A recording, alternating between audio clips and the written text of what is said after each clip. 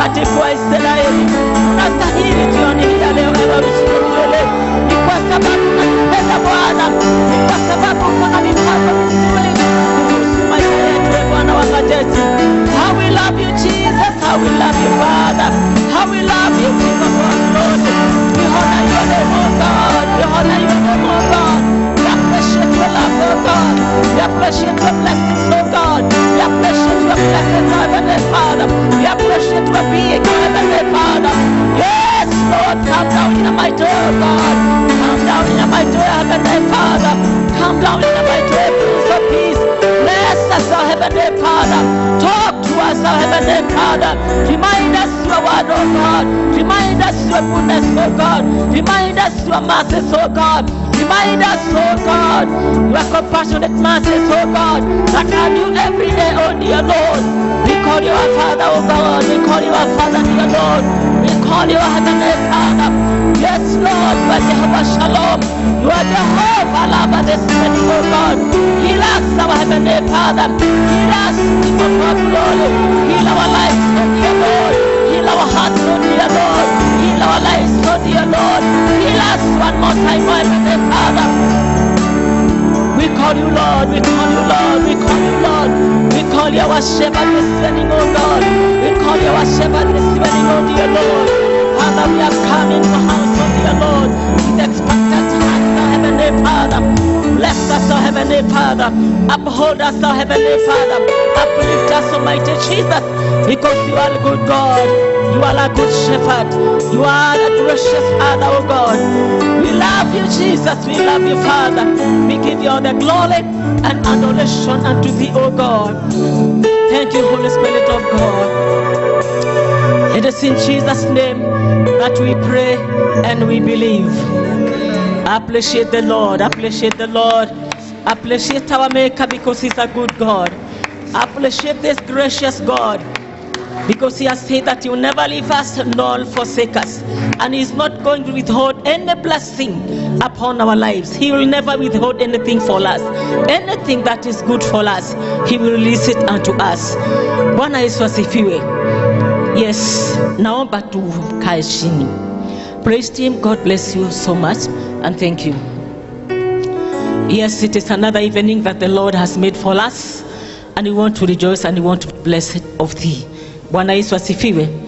Na jioni hii ya leo tuko na mmoja wetu. Niliwaambia ni wiki ya wamama, na wiki hii ni sisi tunahudumu. Nikisema ni ya wamama, I'm not throwing men out. They are included in this place. Bwana asifiwe. We are a part of the kingdom. We are heirs of the kingdom of God, possessors of the blessings of God. Hallelujah. Yes, help me to welcome none other than Faith Somo. Hallelujah. Bwana Yesu asifiwe, Bwana Yesu asifiwe, Bwana Yesu asifiwe. Praise be to God, praise be to God, praise be to God. Bwana Yesu asifiwe. Appreciate the Lord. Appreciate the Lord. Yes, thank you so much. God bless you. Hallelujah. Bwana Yesu asifiwe. Wacha niende nikapate kuomba, alafu nikashiriki neno la Mungu. Father, in the mighty name of Jesus, again we come before your throne this evening in the name of Jesus. We are so grateful, Lord, that again you have allowed us to come into your presence, to honor you, to praise you, and to worship you, Jesus. Father, we are so grateful, and we say receive all praise and all the honor in the name of Jesus. Take all the glory, take all the praise, take all the honor, for there is no one else like you. In the mighty name of Jesus.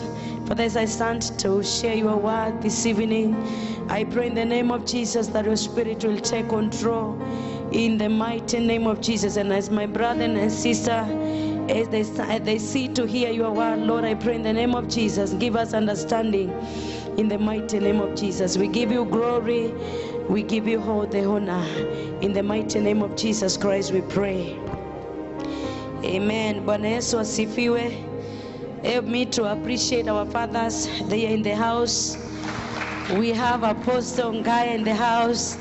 We have Reverend Jagi, Reverend Mary. Can you appreciate them? In the mighty name of Jesus. Ninashukuru kwa kunipa nafasi ili nipate kushiriki neno la Mungu. Watumishi wa Mungu, Mungu awabariki. Amen. Can you appreciate yourself for coming this evening to hear the word of God? Amen. Maana kama mngekuwa hapa kushiriki kwangu kwa neno haingekuwa rahisi. Amen.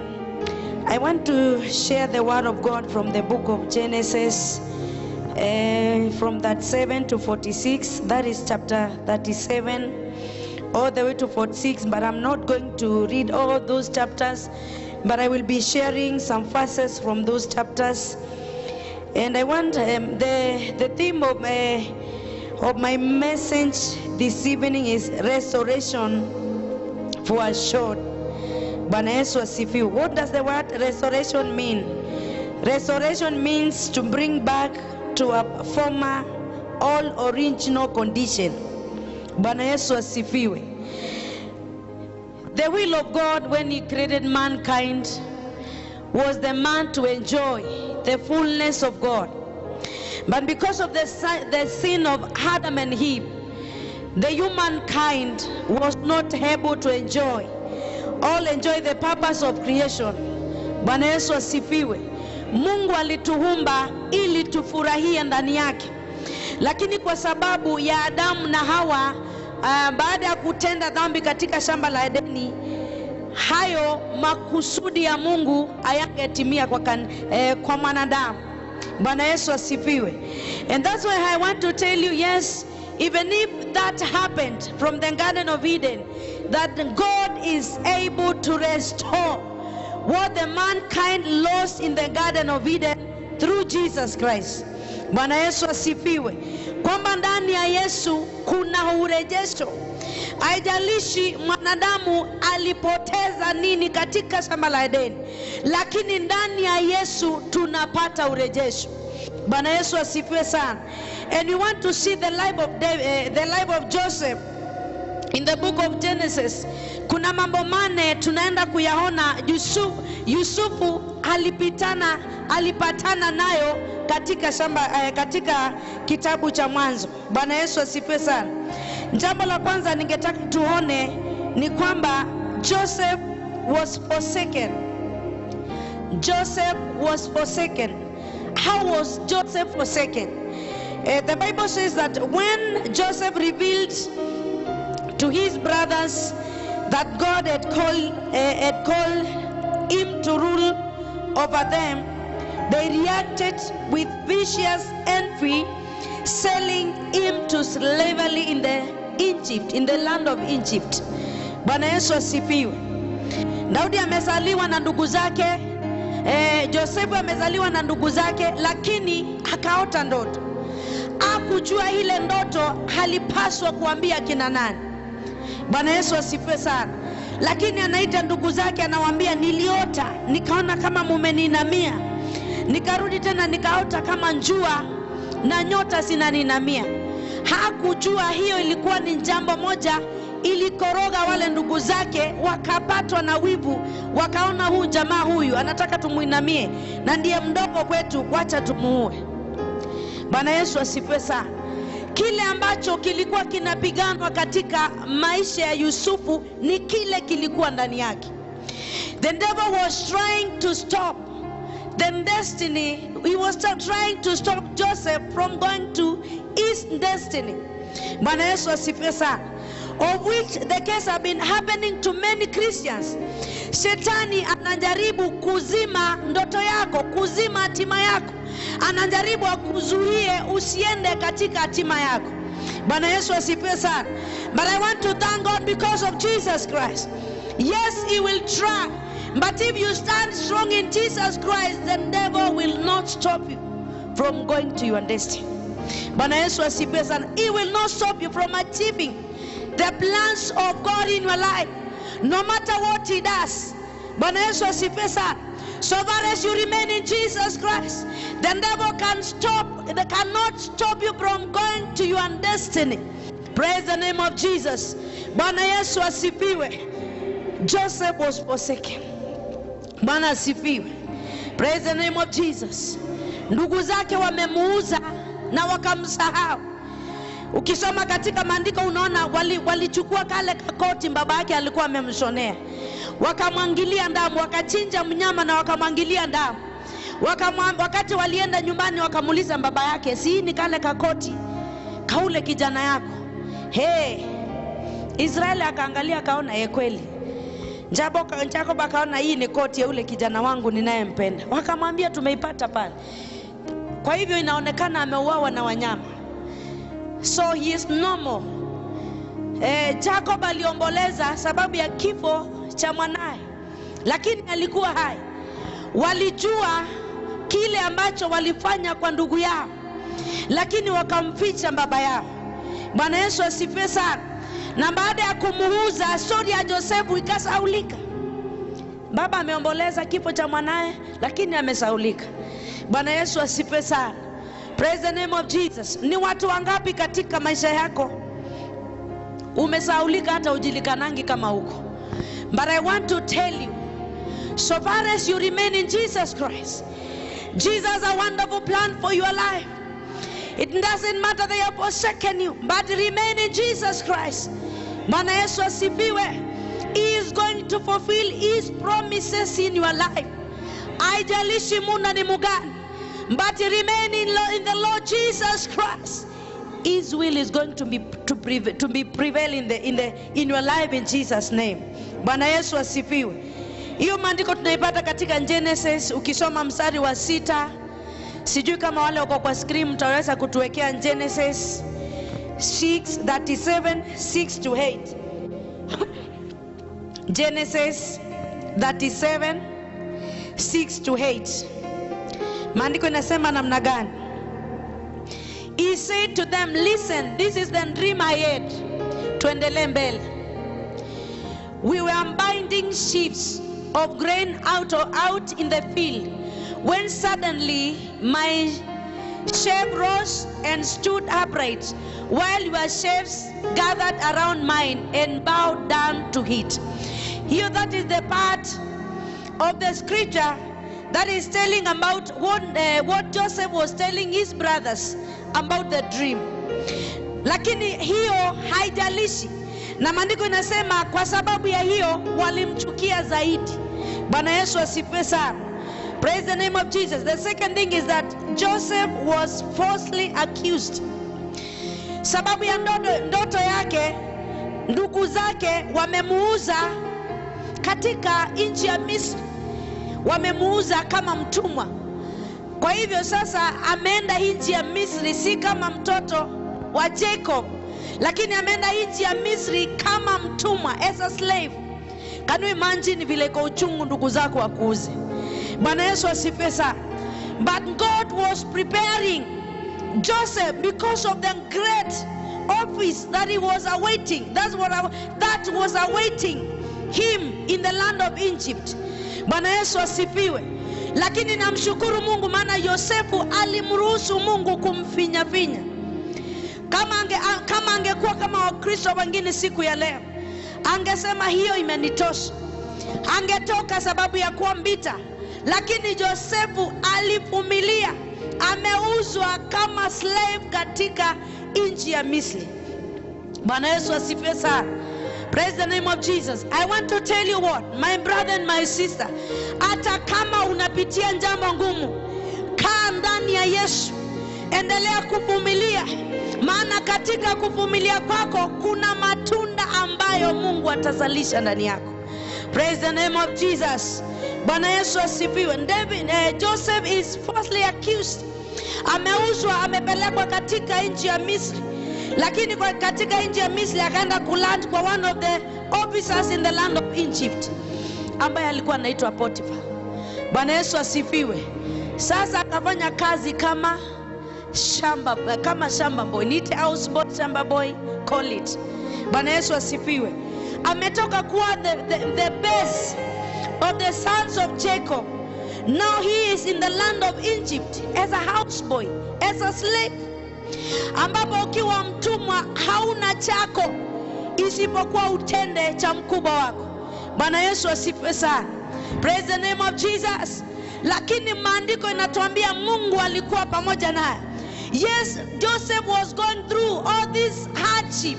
He was so lonely in the land of Egypt, but the Bible says that God was with Joseph. Bwana Yesu asifiwe sana. Praise the name of Jesus. Akuangalia aibu iliyompata. Ametoka kwa baba yake akiwa kijana ambaye baba anampenda. Anaenda kuwa mtumwa katika nchi ya Misri. Ingetendeka kwako siku ya leo, maybe ungesema hii aibu yote Yesu siwezi vumilia, wacha niache wokovu. Lakini alikaa ndani ya Mungu, akuasi neno la Mungu. Bwana Yesu asifiwe. Praise the name of Jesus. Hallelujah. He was falsely accused. Maandiko nasema kibali cha Mungu kilikuwa naye. Mkono wa Mungu ulikuwa naye akiwa katika ile nyumba ya mkubwa wake. Bwana Yesu asifiwe sana. Maandiko inasema Mungu alimbariki Potifa kwa sababu ya Joseph. That means that God was with him even in that suffering, even being a slave, even being a houseboy.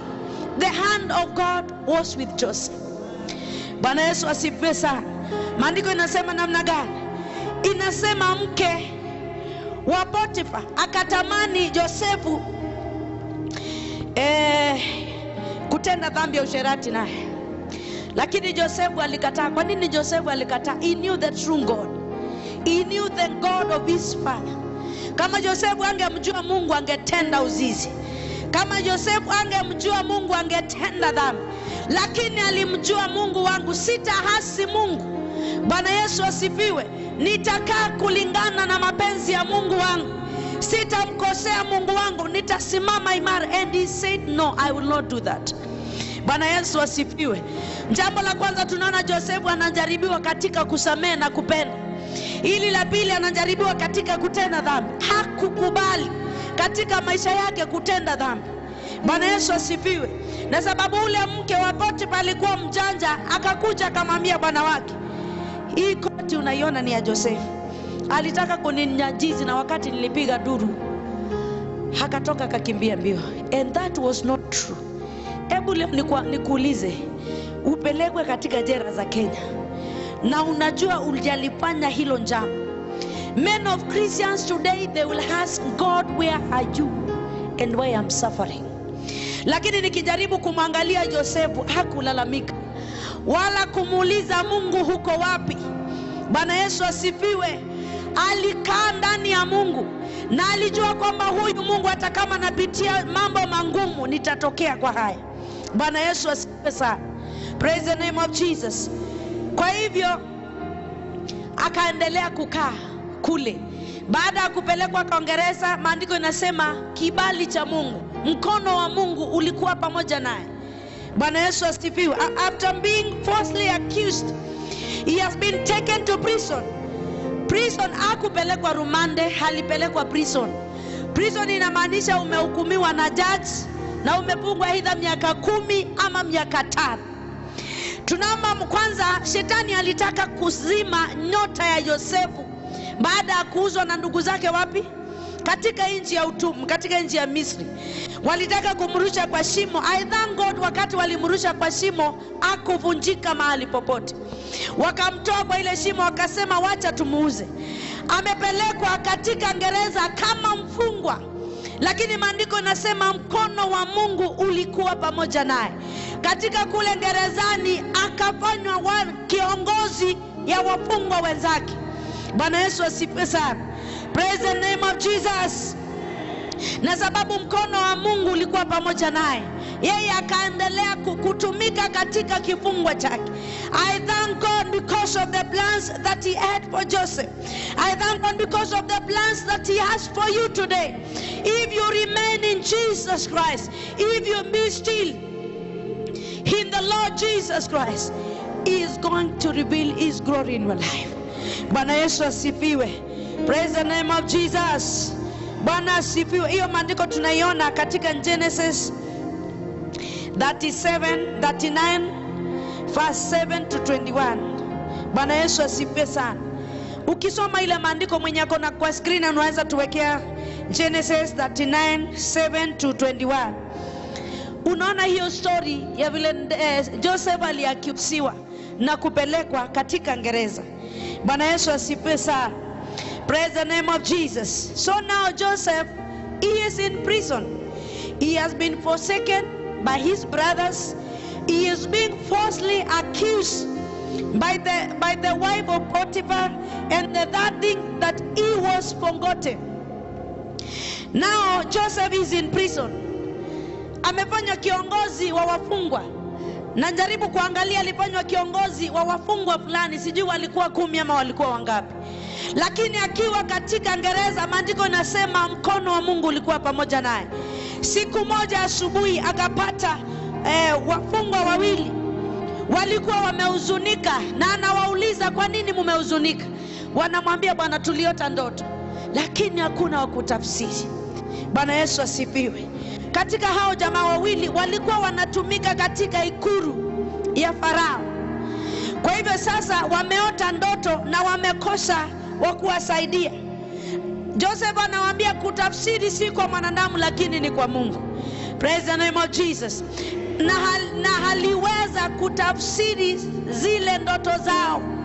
Maana wa kwanza alikuwa anatayarisha mkate kwa Farao. Wa pili alikuwa anatengeneza kinywaji cha Farao. Bwana Yesu asifiwe. Lakini kulingana na ndoto zao, ile tafsiri Joseph aliyowapa ilifanyika ukweli. Mtengenezaji mikate akauawa kulingana na tafsiri ambayo Josefu aliwapa katika pale gerezani. Huo mwingine alikuwa anatengeneza kinywaji, alirejeshewa kazi yake. Lakini Josefu akamwambia, namna gani? Ukirejeshewa kazi yako usinisahau, kanitaje kwa Farao. Bwana Yesu asifiwe sana. The time of God dealing with Joseph, it was not over. And that's why he was not mentioned to Pharaoh. Bwana Yesu asifiwe sana. God had not done dealing with Joseph. Kuna mahali fulani palikuwa pamebakia pa Josefu. Bwana Yesu asifiwe. Na katika katika kumpea Mungu nafasi katika maisha yako akuunde, lazima utukufu wa Mungu onekane katika maisha yako. Bwana Yesu asifiwe. Praise the name of Jesus. I thank God because Joseph never complained to God. He never complained. He never called the God of his father Jacob. He stood still and waited upon God. Bwana Yesu asifiwe sana. Amesaulika namna gani? Huyu jamaa baada ya kurejeshewa kazi, alisahau Joseph. Kukumbuka kama kuna jamaa alitafsiri ndoto yetu. Maana wakati wa Mungu wa kumrejesha Yusufu haukuwa umefika. Bwana Yesu asifiwe sana. Praise the name of Jesus. Hallelujah. Hiyo maandiko tunaipata katika Genesis 40 verse 8 to 14. That is where we can read all that story. Lakini wale wako kwa screen, hebu niwekee 23. Genesis 40 verse 23. Maandiko inasema, tunaona kwamba ule mtengenezaji kinywaji wa Farao alimsahau. The chief cupbearer, however, did not remember Joseph. He forgot him. Kwa hivyo Joseph, first thing, he was forsaken. Second thing, he was falsely accused. And the third thing we can see now, he is being forgotten. Jamaa ameenda yeye amerudia kazi yake, amemsahau kabisa Yusufu. I thank God because of Pharaoh dreamed, and that's why we can see the restoration of Joseph. Ile hali na ile mpango wa Mungu katika Yusufu, tunaona Mungu akiurejesha kupitia kuota kwa Farao. Bwana Yesu asifiwe sana. Kama Farao hangeota ndoto, Josefu angekaa kwa gereza.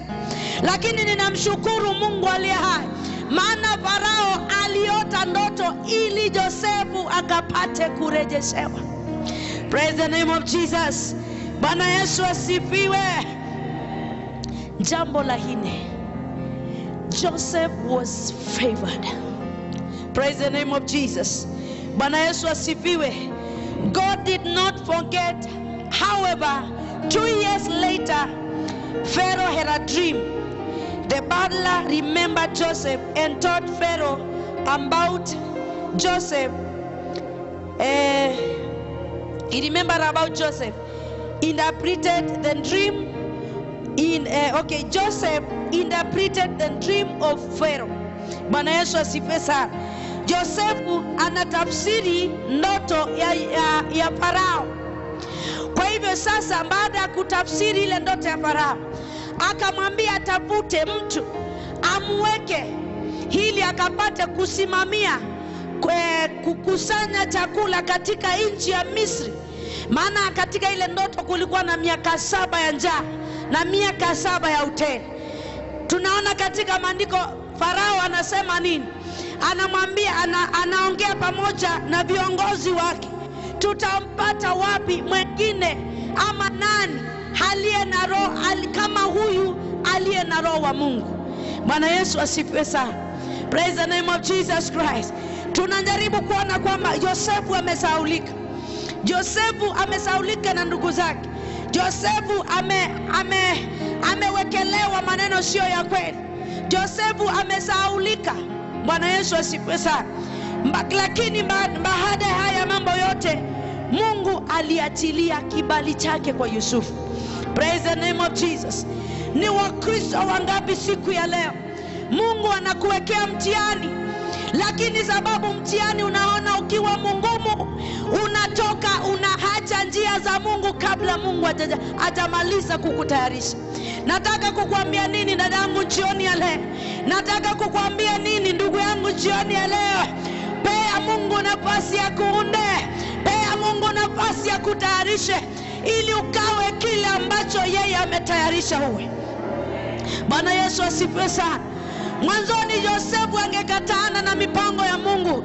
Ile maneno Mungu alimwambia Ibrahimu hayangetimia, kwamba kizazi chake kitaenda nchi ya ugeni na atakitoa kwa mkono mkuu. Bwana Yesu asifiwe. Ni mara ngapi tunazuia utukufu wa Mungu katika maisha yetu? Ni mara ngapi Mungu anataka tukujidhihirisha katika maisha yetu na tumemnyima Mungu nafasi? Kwa nini? Maana hatutaki kutayarishwa. Bwana Yesu asifiwe. Praise the name of Jesus. Hali ambayo Yosefu alipitia haikuwa rahisi, ilikuwa ngumu, lakini alikaa. Maandiko inasema Mungu alikuwa pamoja naye. Kwa nini Mungu alikuwa pamoja na Yosefu? Maana hakuna siku moja alikana ama kuacha njia za Mungu, hata kama alipitia mambo magumu. Praise the name of Jesus. The Bible says that the glory of God in the life of Joseph, it was restored back. And God favored Joseph. You can imagine, akanamfanya wa pili katika ufalme wa Misri. Bwana Yesu asifiwe sana. Praise the name of Jesus. Bwana asifiwe. My brothers,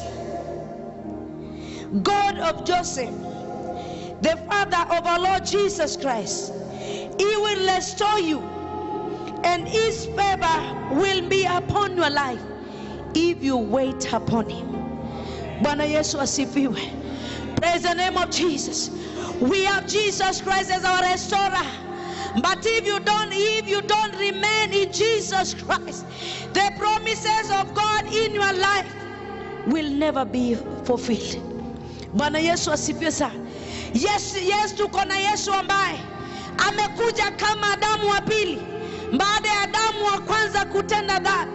Lakini tusipomruhusu Yesu katika maisha yako, maisha yetu, hatutapata urejesho. Praise the name of Jesus.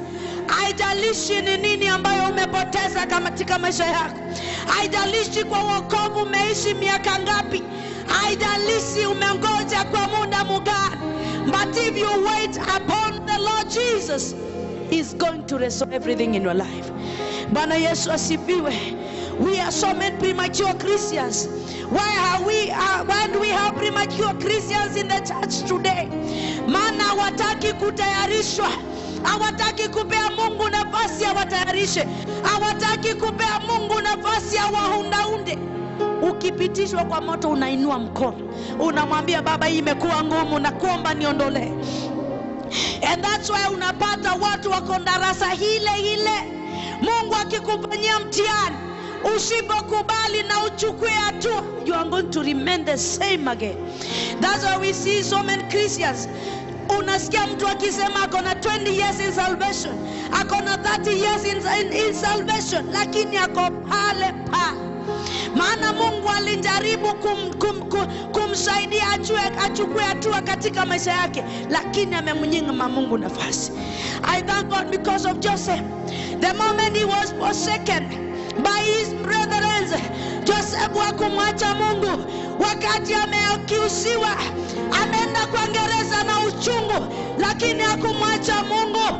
Amesahaulika katika gereza, lakini hakumwacha Mungu. Bwana Yesu asifiwe. Until he was favored and he was restored. We can see Joseph in the glory of God in the land of Egypt. We can see Joseph in the office, in a great office. Why? Sababu alitulia na alimgoja Mungu. Bwana Yesu asifiwe. Wakristo wengi wanapitishwa kwa maji mengi, wanainua mikono wanasema Baba hii ni ngumu. Wengine wanapitishwa katika mabonde, wanaambia Mungu hii imekuwa ngumu. Wengine wanapitishiwa majaribu, wanawekewa mawimbi katika maisha yao, wanamwambia Baba hii ni ngumu, sitaweza kapata kuniondolea. Bwana Yesu asifiwe. Lakini Yosefu akuambia Mungu amuondolee. And that's what we can see after Joseph being forsaken, after Joseph being forgotten, after he was falsely accused, God released his favor in the life of Joseph. Bwana Yesu asifiwe. Hallelujah. In the book of Jeremiah 30:17, the book of Jeremiah 30:17, for I will restore health to you and heal your wounds, says the Lord, because they call you outcast. Unajua ni watu wangapi wamekudharau? Outcast ni kuitwa jina mbaya, mtu ambaye hana maana. Haijalishi wamekuita majina namna gani, haijalishi wamekudharau namna gani, haijalishi wamekusemea nini, kaa ndani ya Yesu. Bwana Yesu asifiwe. Mungoje Yesu wako. One of these days they are going to recognize your God. One of these days they are going to see the favor of God coming in your life. Bwana Yesu asifiwe. Mungu atiliangi kibali. Hata umejaribiwa jambo moja, umewekewa mtihani mara moja, unataka kibali kesho yake, lazima ukae ndani ya Yesu. Kama Yusufu, Mungu angetayarisha moyo wake wakati ndugu zake wanaenda Egypt kununua chakula, labda hata angewamaliza. Lakini Mungu alimfunza kusamehe. Mungu amemfunza kupenda. Usidhani kusalitiwa na ndugu yako kama ni kitu kitamu. Ndugu wa tumbo moja wanakukataa na wanakusaliti, hiyo haikuwa rahisi. Lakini sababu kulikuwa na jambo kuu katika maisha ya Joseph, that's why God had to prepare Joseph in a difficult way. Bwana Yesu asifiwe. Kutawala Egypt haikuwa jambo rahisi, lakini lazima Josefu angevumilia hayo mambo magumu ili utukufu wa Mungu kaonekane. Bwana Yesu asifiwe sana. Kanisa la Mungu, Mungu anataka kuonekana katika kanisa, lakini akitufanyia mtihani siku mbili, tunasema Baba imekuwa ngumu. Akituletea mtihani katika maisha yetu, tunasema sisi hatuwezi, tunashindwa. Mungu atatukuzwa lini katika kanisa lake? Praise the name of Jesus. Mungu atatukuzwa lini katika maisha yako? Kama ukiletewa mtihani leo unaanguka, kesho ukiletewa unaanguka, kesho kutwa ukiletewa unaanguka, ni wakati Mungu anataka kurejesha. God wants to restore the joy in your life. God wants to restore the joy of salvation in your life. But if you don't remain in Him, it is not going to happen. Bwana Yesu asifiwe. But if we remain in Jesus Christ, it's going to happen in the name of Jesus. Praise the name of Jesus. Hallelujah. Mungu anasema katika Jeremiah, this is Zion, no one seeks her, and no one knew the greatness. Bwana Yesu asifiwe. Hakuna mtu anajuanga Mungu wako na hata watu wale wameokoka wamedharauliwa, lakini sababu kuna Mungu anayekujali. Mungu anasema anarejesha afya yako. Mungu anasema anakuponya na zile vidonda ambazo watu wameweka katika maisha yako. Haijalishi wamekuita mchawi, haijalishi wamekuita nini, lakini kama unakaa ndani ya Yesu, Mungu anaenda kuleta urejesho katika maisha yako. Oh, praise the name of Jesus. Hallelujah. Nikisoma Ruth 4:15, maandiko inasema namna gani? Naomi alienda nchi ya Wamoabi, lakini katika ile nchi amepoteza bwana yake, amepoteza vijana wake wote, lakini akasema anarudi katika nchi aliyotoka. Anasema hata asiitwe jina lake, aitwe jina ya uchungu, sababu ya mambo yale aliyapata katika nchi ya ugeni. Lakini namshukuru Mungu, because of one of the daughters-in-law, she was able to restore joy in the life of Naomi. Bwana Yesu asifiwe. Mungu anamtumia Ruthu kurejesha Naomi alichokipoteza, kurejesha furaha katika maisha ya Naomi. Bwana Yesu asifiwe. Praise the name of Jesus Christ. Maandiko yanasema katika Ruth 14:15, and he be to you a restorer of life and nourisher of your old age. For your daughter-in-law who loves you, who is better to you than 7 sons, has borne him. God restore the joy of Naomi. Bwana Yesu asifiwe. Alikuwa ni mama mzee, alikuwa analia, alikuwa na uchungu katika maisha yake. Amepoteza wanawake, amepoteza mume, lakini kupitia kwa msichana wake Mungu analeta urejesho. Bwana Yesu asifiwe. Bwana Yesu asifiwe. The joy of Naomi can be seen through the life of Ruth, her daughter-in-law. Bwana Yesu asifiwe sana. Ukisoma maandiko inasema baada ya Ruth kupata ule mtoto, Naomi alimchukua hata akawa mlezi wa ule mtoto. Bwana Yesu asifiwe. Jina ya Naomi imebadilika, amekuwa sasa nyanya, anaona kizazi. Praise the name of Jesus. She was happy again. Bwana Yesu asifiwe. Praise the name of Jesus. Praise the name of Jesus. Understand and praise God that He has not left us without a Redeemer. Jesus Christ, our Redeemer, is our restorer of life and our sustainer. We have Jesus Christ, our Redeemer. He is the restorer of life. If you remain in Jesus Christ, He is going to restore in your life. If you remain in the Lord Jesus Christ, He is going to restore joy. Everything that you have lost in your life, Jesus is our Redeemer. He is going to restore everything that you have lost. Praise the name of Jesus. We have Jesus Christ. Hatujaacha upweke. Tuko na Yesu Mwokozi wetu ambaye analeta urejesho. Bwana Yesu asifiwe. Praise the name of Jesus. He is our sustainer. Understanding this glorious truth and unleashes heartfelt devotion to the Christ.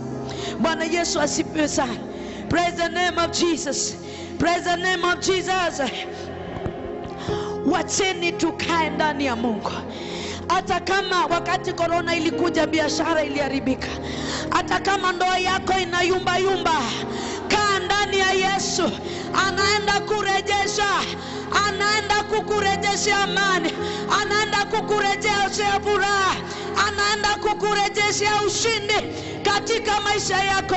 Haijalishi majirani wanasema nini, haijalishi wanakucheka, kaa ndani ya Yesu. Remain in the Lord Jesus. He is going to restore joy in your life.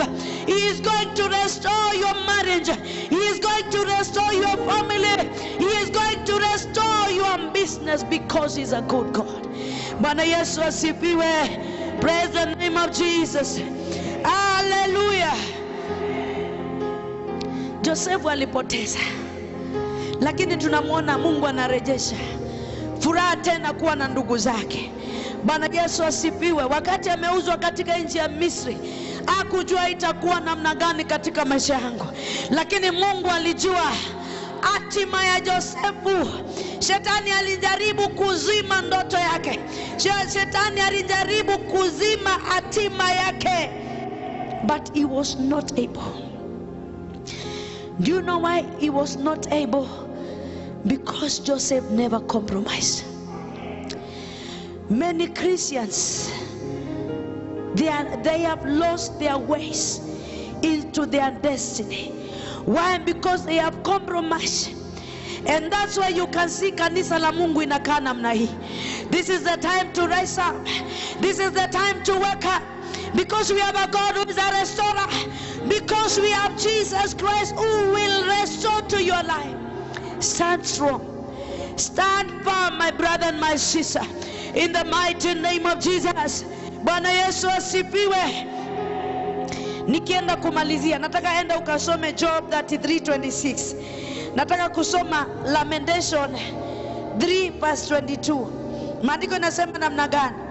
Through the Lord's mercies we are not consumed, because his compassion fail not. They are new every morning. Great is your faithfulness. The mercies of God are new every morning. Bwana Yesu asifiwe. Rehema za Mungu zinafanyika upya kila siku. Jana usiku ulikuwa unasema Mungu ni kama nitainua mikono. Kesho asubuhi rehema za Mungu ni mpya. Kwa nini ziko mpya? Za kukusaidia kuendelea na safari ya wokovu. Bwana Yesu asifiwe. Praise the name of Jesus.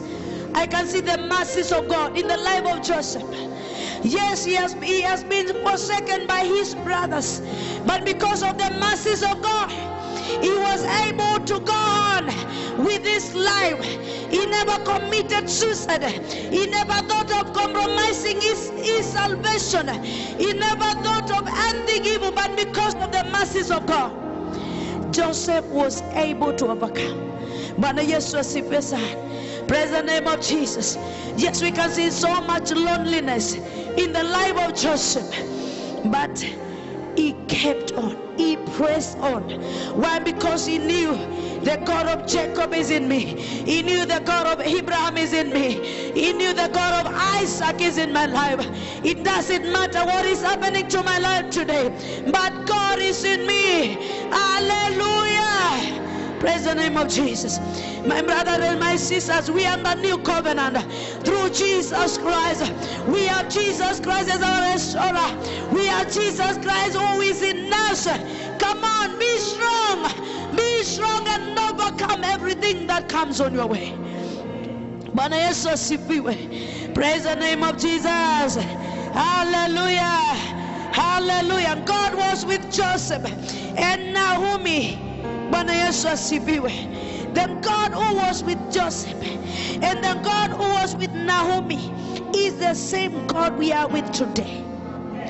Bwana Yesu asifiwe.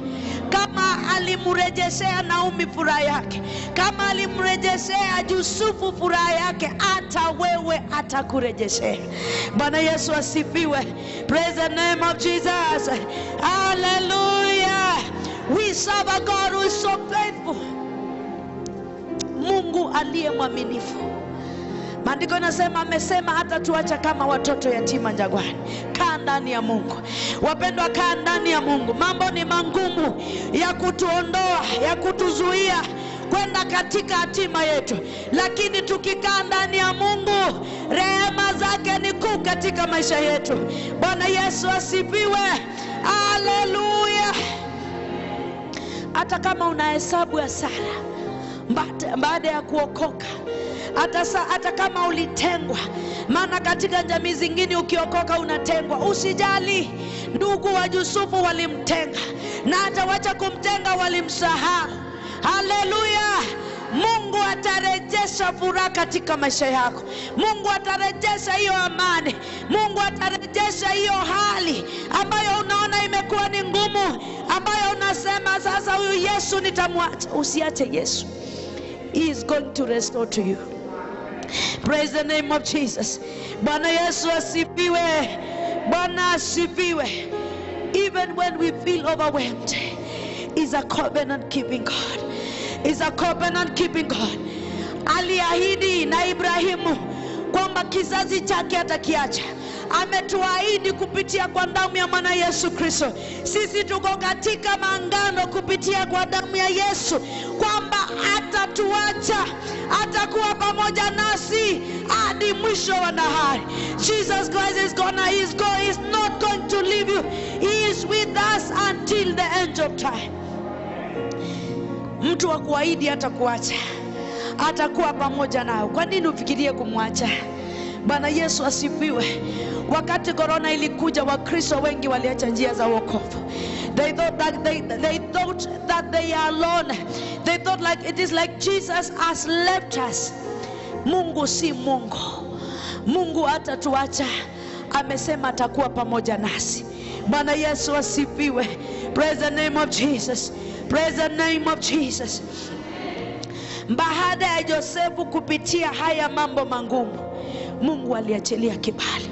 Naomba usiku wa leo Mungu akaachilie kibali katika maisha yako, katika jina la Yesu. Mungu wako akajulikane. Wacha Mungu naye mtumikia, wacha Mungu naye mwabudu, akajulikane kwamba ni Mungu. No one in Egypt knew the God of Joseph. No one in the land of Egypt knew the God of Jacob, the God of Joseph. But after the favor of God was released in the life of Joseph, kibali cha Mungu, hata Farao anakiri kwamba kuna Mungu. Bwana Yesu asifiwe. Anaona roho wa Mungu katika maisha ya Yosefu.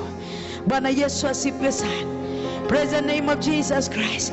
Yes, in that loneliness, God is a restorer. In that loneliness, I want to tell you that Jesus is a restorer. Praise the name of Jesus. Hallelujah. Hey. Hallelujah. Tunaye Mungu anayetujali. Tunaye Mungu anayetupenda. Mungu yu hai kwa ajili ya maisha yako. Praise the name of Jesus. Bwana Yesu asifiwe. Nataka tusimame mbele za Mungu. Ambia Mungu neema yake ikakutosha katika maisha yako. Tell God to restore everything that you have lost. In the name of Jesus. Mwambie Bwana nirejeshe. Mwambie Bwana nirejeshe biashara Mungu alikuwa amekupea ili ukapata kusimama na kazi yake, lakini haipo tena. Mwambie Bwana akurejeshe katika jina la Yesu. Ulikuwa na watoto ambao mlikuwa mnapendana, hawapo tena. Mwambie Bwana akurejeshe katika jina la Yesu. Tell God to restore the joy in your family in the name of Jesus. Tell Jesus to restore. Oh Jesus. Lord, we bless you. Lord, we honor your name. Lord, we give you glory. We give you all the praise. We give you all the honor. The Lord and the God and the Father of our Lord Jesus Christ. This is our prayer tonight. In the name of Jesus, restore unto us. Restore Jesus. Restore the joy that we have lost, oh God. Restore the finances that we have lost, oh God. Restore our prayer life. In the name of Jesus. Ulikuwa unasoma neno la Mungu na ulisomi tena, mwambie Bwana akurejeshe usiku wa leo katika jina la Yesu. Ulikuwa mwombaji au ombi tena, mwambie Bwana usiku wa leo, mwambie akurejeshe furaha ya wokovu katika jina la Yesu.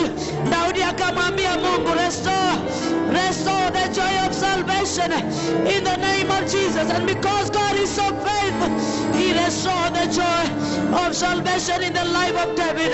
In the name of Jesus. In the name of Jesus. Oh, wonderful God. Wonderful Jehovah. Merciful God. Your word says that your mercies are new every morning. In the name of Jesus. In the name of Jesus. Oh, Jesus. Jesus. Oh Jesus. Bwana turejeshe. Tunaomba urejesho usiku wa leo katika jina la Yesu. Wachilia kibali. Wachilia kibali chako na utukufu wako ukang'aa katika maisha yetu katika jina la Yesu. We give you glory. We give you glory. We give you glory. We give you glory. We give you all the praise. Jesus. Jesus. Jesus. Nirejeshe furaha ya wokovu, Bwana, nafsi yangu ya kutamani. Nirejeshe furaha ya wokovu, Bwana, nafsi yangu ya kutamani. Nirejeshe furaha ya wokovu, Bwana, nafsi yangu ya kutamani. Nataka kumwalika mtumishi wa Mungu Mchungaji Mary ili akapate kutumalizia katika jina la Yesu. Hallelujah. Can we appreciate the servant of God as she comes in the name of Jesus? In the mighty name of Jesus. Father, we love you. Father, we love you. Father, we love you because you are good God. You are so gracious unto us, our Heavenly Father. Lord Jesus, you have seen us through, oh God. Thank you for the restoration that, Lord, you are going to do in our lives. Thank you for the restoration upon our families, oh God. Thank you for the restoration in our places of work, oh dear Lord. Thank you for the restoration, oh dear Lord, in our hearts and in our lives, our Heavenly Father. In our souls, Almighty Jesus, we are promising restoration. Yes, Father, it is not yet over, oh God. It is not yet over, our Heavenly Father. It is not yet over, Prince of Peace, until when you say that it is over. But Lord Jesus, we are believing and we are trusting in you, oh Jesus, that it can never be over, oh God, because you are not going to withhold anything good for us. Every blessing belongs to us. Every blessing and every promise, our Heavenly Father, belongs to us, oh dear Lord. You are promising that you will never leave us nor forsake us. You will never leave us nor forsake us, our Heavenly Father. But you shall walk with us, oh God. You shall enlighten us, our Heavenly Father. You will uphold us, Almighty Jesus. You will empower us to greater heights, oh God. You will empower us to greater levels, our Heavenly Father. This is our desire, oh God. This is our desire, Prince of Peace. It is our desire, Prince of Peace. It is our desire, Heavenly Father, that you shall walk with us, oh God. Thank you because of your promises, oh God. Because they are yea and amen, oh dear Lord. We are believing and trusting that it will be done in our lives. It will come into fulfillment, oh God. It will come into being, our Heavenly Father, because we are your treasured possession. We love you, Father. We give you all the glory. And now, Father, even as we go and to give in your house, oh God, it is our prayer that you are going to bless each one of us. You will uplift us, King of all glory. You will empower us, our Heavenly Father. Expand our territories, oh dear Lord. Bless the work of our hands, our Heavenly Father. That even as we leave this place, Lord Jesus, you will walk with us. You will encourage us, our Heavenly Father. You will uphold us, our Heavenly Father, in whatever things that we are passing through, King of all glory. Lord Jesus, surround us with the hedge of fire, oh God. Hide us under your wings, King of all glory, where the enemy can do us no harm, oh dear Lord. We desire to live for you. We desire to serve you, O God. We desire, our Heavenly Father, to walk in your presence. We speak the blood of Jesus upon each one of us tonight, O God. That, Father, you are going to surround us. That, Lord Jesus, you are going to sprinkle this blood upon our lives, oh God, and upon the doorposts of our homes, oh God. That, Father, wherever we will pass, the blood of Jesus will be there, Father, to protect us, to uphold us, and to empower us. We love you, Jesus, and we give you all the glory. And now may the grace of our Lord Jesus Christ, and the love of God and the fellowship of the Holy Spirit be with us now and forevermore. Amen and amen.